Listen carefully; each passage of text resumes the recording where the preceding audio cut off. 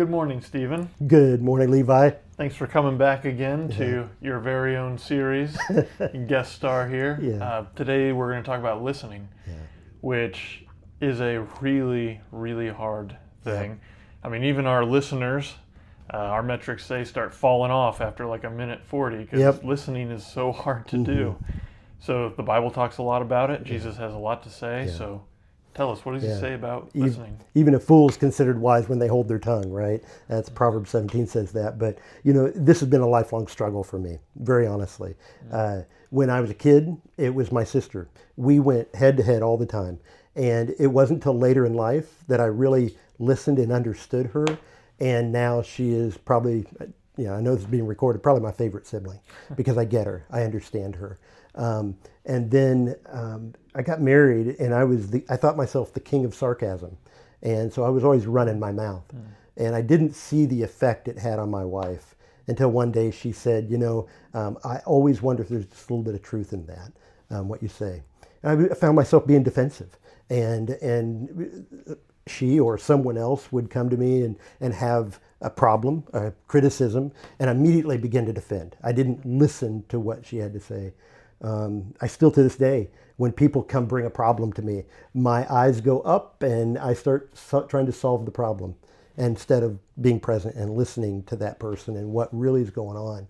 And in Scripture, James 1:19 says, "Be quick to listen, slow to speak, and slow to become angry, because the anger of man does not achieve the righteousness which God requires." And that has been a verse I've tried to drill into my mind. And it's required me to slow down and really to be. One good friend told me, said the best way to be a good listener is to ask good questions. And if we're not going to have healthy relationships if we're not good listeners, because healthy relationships are built on understanding, and you can't understand unless you take the time to really hear. And you can't even listen unless you take the time to stop talking. I had a good friend who told me the acronym WAIT, why am I talking? That we need to just shut up and listen. Yeah, how often I've thought that. Even before hearing the acronym, I've thought that so many times, why am I talking right now? But if we can take the time to purposefully ask the question and really want to hear the answer. So we ask the question, we listen, and then to reflect that back to the person and say, so what you're saying is, so what I'm hearing you saying is, and not only say what you heard them verbally say, but what you're seeing.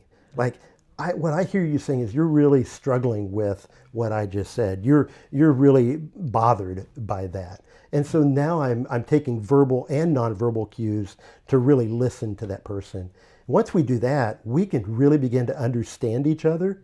And again, whether that's here in the workplace, whether it's at home with my children, I've erred on that so many times, to really say, what is it that they're really saying? What are they trying to tell me? So questions, taking time to listen, reflect it back, and then act on what you hear. Be a good listener. That sounds like a really great summary on listening. Thanks for sharing that. And of course, if anybody at Custom wants to talk to you about what they've got going on, absolutely, and have you pray with them, we know you're willing to listen to all of us here too. Yeah, hope so. Thank you, sir. Thank you.